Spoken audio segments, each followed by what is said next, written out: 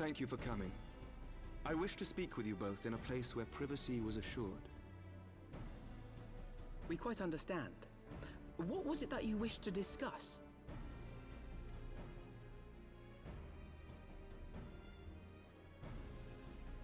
With my father's passing, the seat of the Archbishop lies vacant. And so, in accordance with canon law, I have assumed his responsibilities. I should stress that this is a temporary measure. It was never intended that the Lord Commander of the Temple Knights serve in this capacity indefinitely. Quite the opposite. The statutes specify that I should surrender my powers as soon as a conclave of the senior clergy and the high houses have named a new archbishop. But in light of recent events, that would not seem appropriate. I confess I did not expect you to divulge quite so much quite so soon. The details of the Archbishop's plans, perhaps, but the true origin of the war and all it entails? I too had concerns. But when the Warrior of Light is witnessed returning to the capital upon the back of a dragon, one's options are rather limited. Mayhap I could have concealed certain details, but for how long? And at what risk? Should the truth have come to light in the meantime, how would the people have viewed my silence? After 1,000 years of lies and secrecy, I could not well abuse their trust and hope to be believed. The time for deception has passed. I only wish the people agreed. That some would deny the truth I had anticipated, but not this many. And among the few who acknowledged that my father had to be stopped, no small number questioned our methods.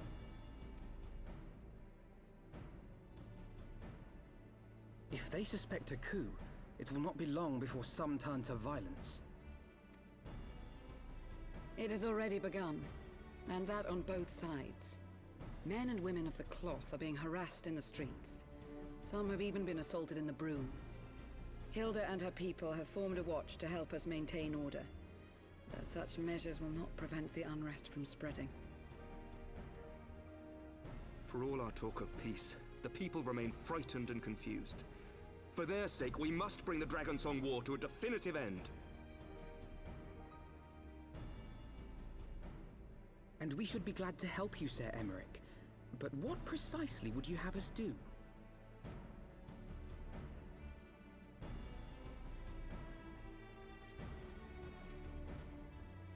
We wish to treat with the dragons of Annex Shrine. To that end, I would trouble you for an escort and an introduction.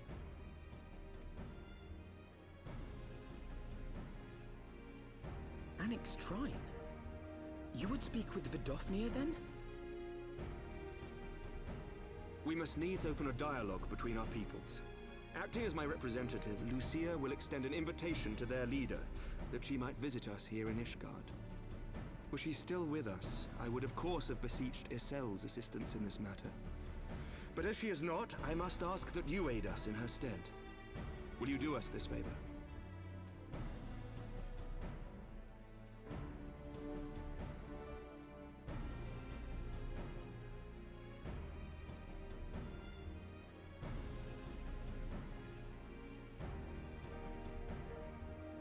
Thank you, my friends. Lucia, I leave the rest to you.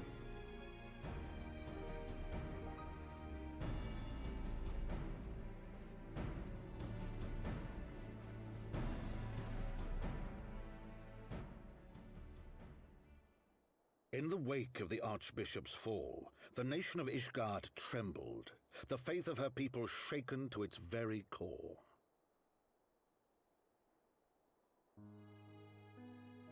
For 1,000 years had they fought and died, certain of the justice of their cause, only to be told that their holy war was born of the sins of their forefathers. What then for those brave men and women, thus stripped of their righteousness but to despair, to deny the truth and decry its speakers?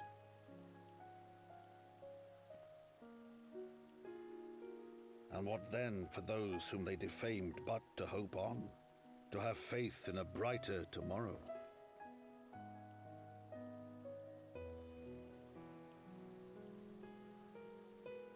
A tomorrow in which man and dragon might live together in harmony, then as distant as the very stars in the heavens.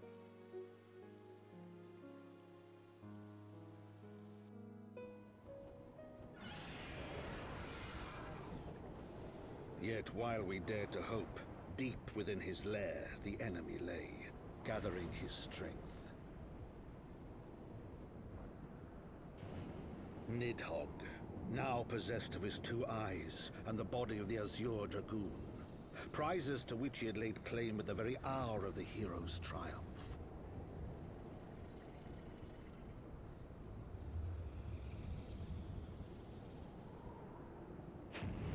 As desperately as we sought the solace of peace, the great worm craved the misery of war. Nor was he alone in his misbegotten desire.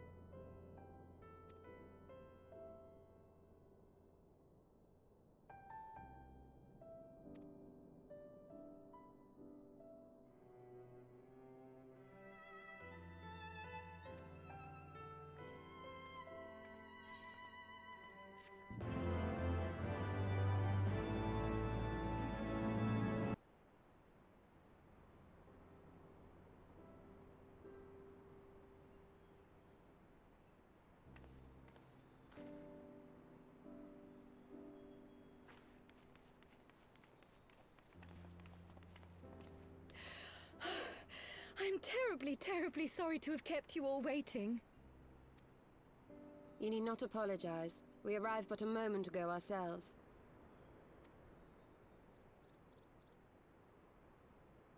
Pray, allow me to introduce Kreia, who has recently come from the Sharlayan motherland. She has generously offered to assist us. Oh, please, think nothing of it. A trip to Eorzea was long overdue. You must be the Warrior of Light. Yes, you certainly do look the part. A pleasure to meet you at last, miss. And who is that I spy but young Alphonse Levieux himself? I dare say someone's grown an ilm or two in my absence. Or are those lifts in your boots?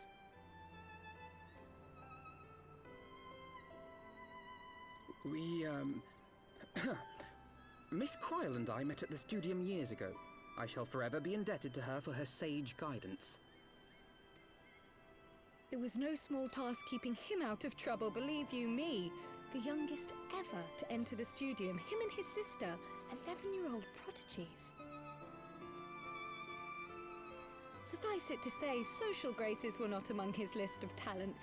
Striding up to his seniors on his first day, head held high. What was it he said again? Thank you, Kreia.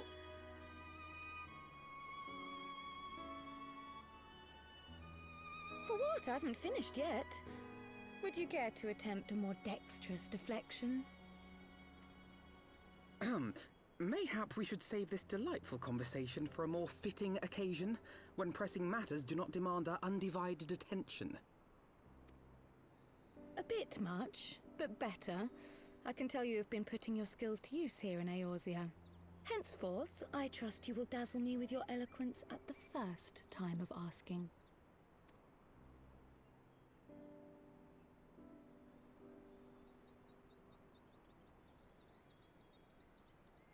Right, on to more pressing matters. Finding Minfilia and the other missing scions. I gather you have new information to share with us. A new approach, actually. Tataru recounted the tale of your escape, and it gave me an idea. Simply put, assuming Thancred left some manner of trail when you whisked him away, as is almost always the case with teleportation magics, I am confident I can find and follow it. Then what are you waiting for? The wherewithal to do it. The fact is, my abilities aren't quite up to the task. Not in themselves, anyway. If I had Master Matoya's crystal eye, on the other hand... Then let us all call on her forthwith. I think it best that you explain your plan to her in person.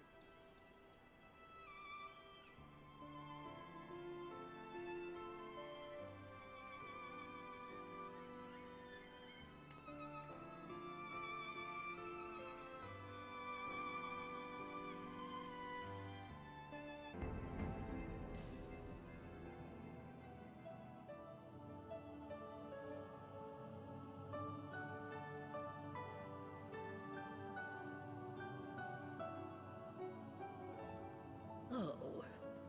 Is that trouble I smell?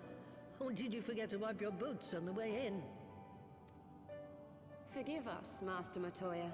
We will be sure to wipe them on the way out. And may I say how glad I am that age has not yet deprived you of your senses. Ever so quick-witted, aren't we? To the detriment of your manners. Well, out with it then. What do you want?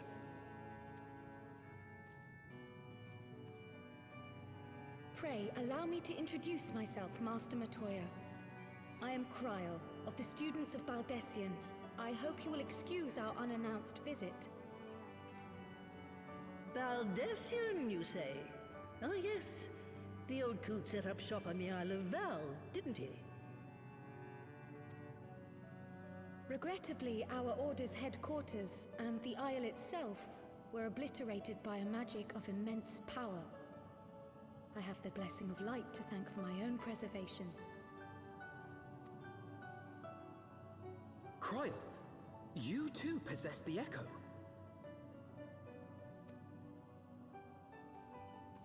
Well, yes, of course I do. Our Order is devoted to uncovering the mysteries of Hydaelyn and interpreting her will. particularly through the study of her gift to us. It was in the course of these studies that I met and subsequently befriended Minfilia. She and I have rather a lot in common. I had no idea. You weren't supposed to. Not that I wanted to deceive you, you understand, but precautions had to be taken. Yes, yes, that's all well and good, but you still haven't told me why you're here. The students of Baldessian are gone, and there is naught I can do to change that.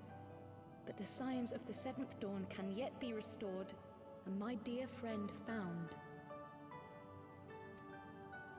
You have in your possession an ancient crystal of light, one you call your crystal eye. I believe I can use it to focus my abilities and locate one of the missing scions. And there I was, thinking you might want to make use of my years of experience. Oh, wait here.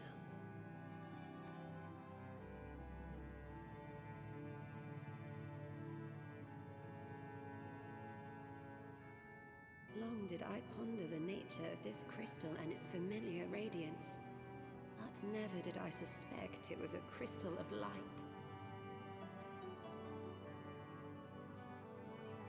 On the cusp of an umbral calamity, souls blessed with the power of the Echo invariably appear.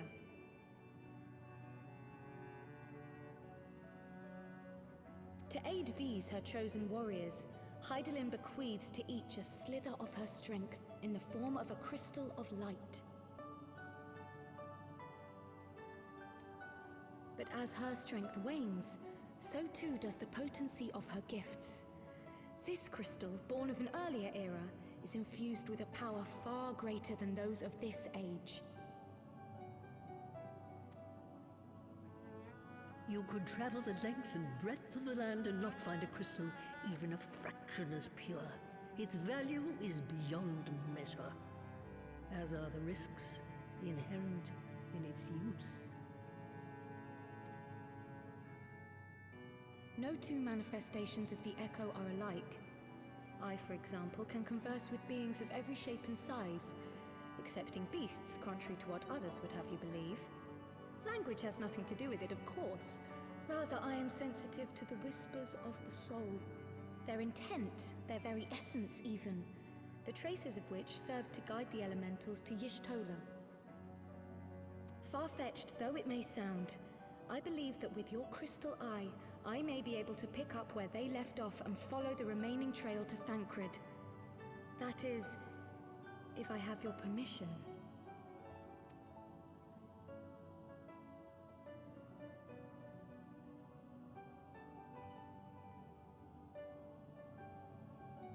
Well, the poor sod's not going to find himself. So, as long as you don't drop it or take it out of my sight, you may do with it what you will.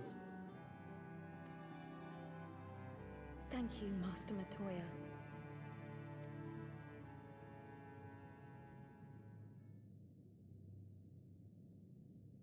Then let us begin.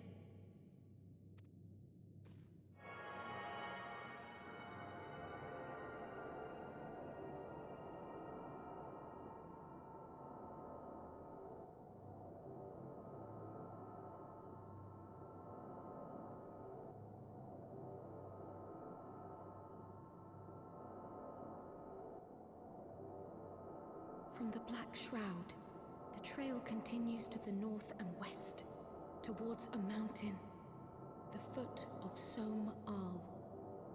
It was a near thing, but he was not deposited within the rock, I think.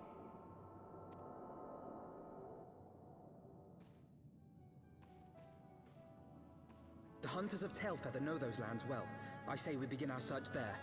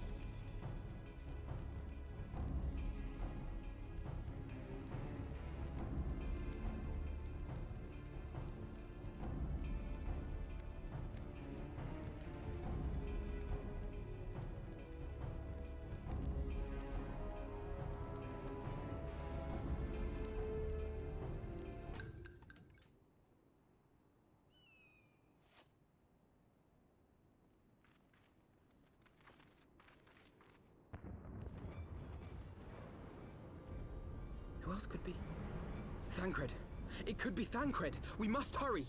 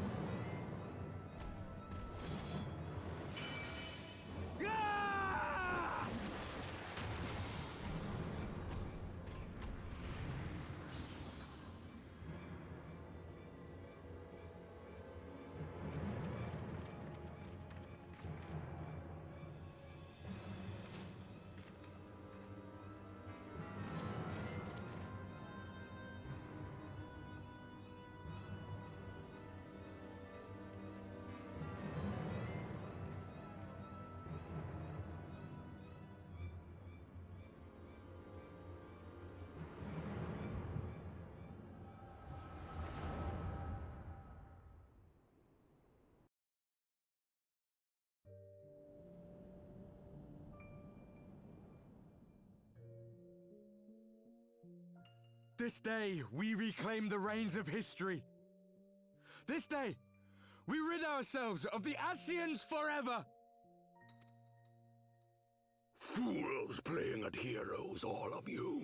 Is this how you believe you can save your world? We can and we will, Ascian. You shall see. Or perhaps you will not!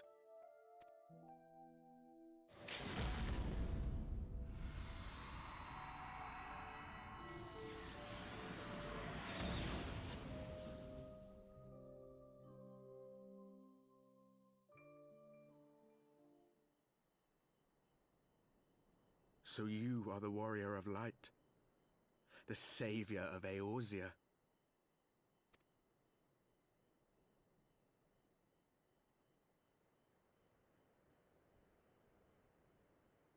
It's a wonder you didn't come sooner, what with the primal and all. Lost a step, have we? Have care. The ether moves strangely around him. It would seem we share a common enemy. Mayhap you would tell us who you are.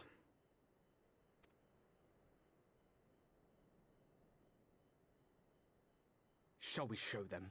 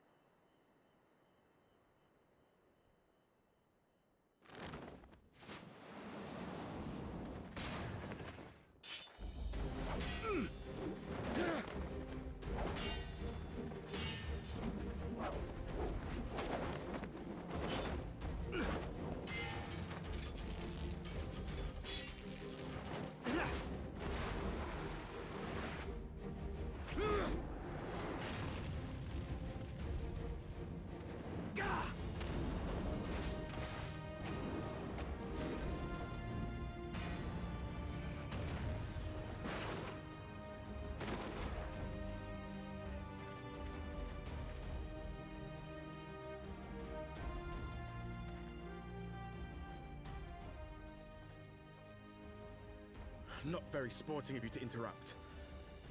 But so be it.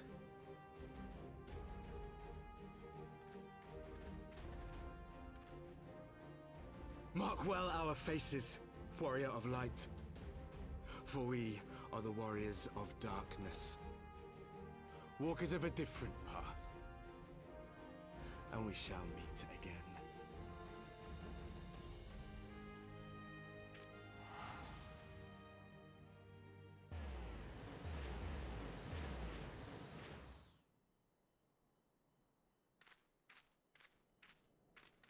Warriors of Darkness? Really?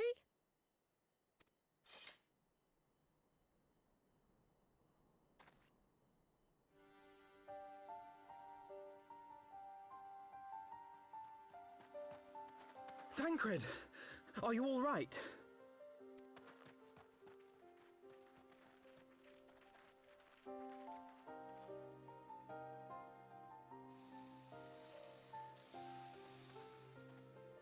Pleasantries can wait. I'd rather not be here when the Nath arrive. Agreed?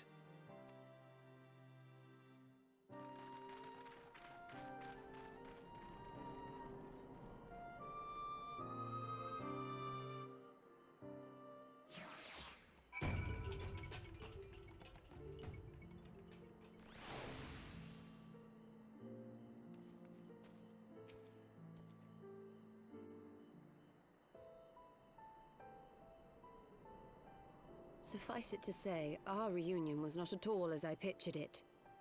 Waiting until the last instant to join the fray. 'Tis plain you have not lost your appetite for the dramatic. My appetite for the dramatic? Have you forgotten the circumstances of our parting? The heroic last stand, the tunnel filling with light, and then... Had I known you intended to use forbidden magics to deliver me to some god's forsaken wilderness, I would have thanked you in advance. Thancred.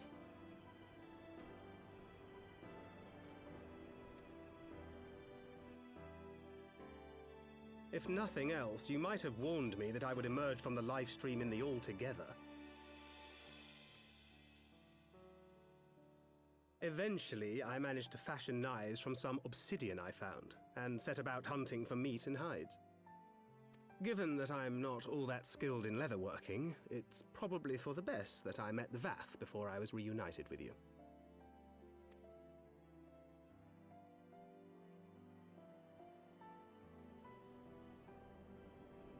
So you were the fleshling clothed in skins of whom the storyteller spoke? A description which fit me as ill as the skins themselves. Happily, I was able to trade with the Vath for garments better becoming a man of refinement. From them, I learned of Ravana, and of the great warrior who had once laid him low.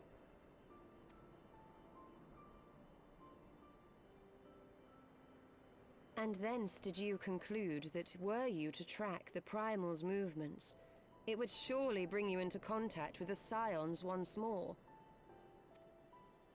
It seemed a reasonable assumption. I could think of no one else with your enthusiasm for slaying beastmen gods. Until now, that is. Ah, yes. The self-proclaimed Warriors of Darkness. 'Tis only fitting that they stand in opposition to the Warrior of Light, I suppose. I glimpsed the leaders past, if only for a moment. They were confronting a man in black. An Ascian, I think. If these warriors are capable of doing battle with Ascians and Primals both, they must be possessed of powerful protection. Protection not unlike the Echo.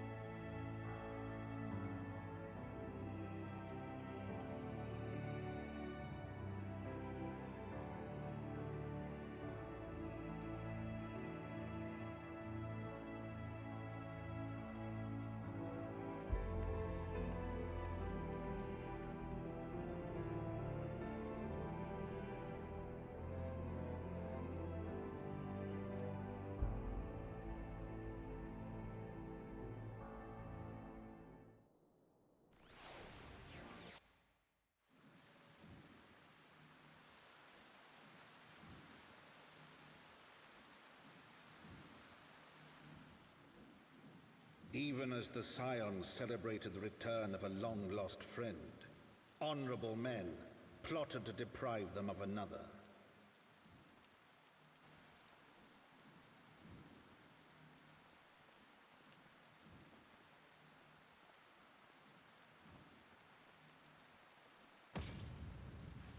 Honorable men, to whom Sir Emeric was no hero, but a scheming patricide.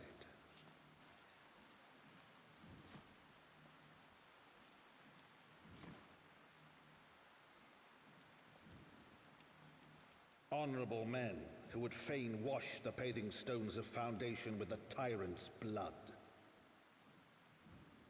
Honorable men whose knife in the dark was the spark which set the city aflame, and who sang as it burned.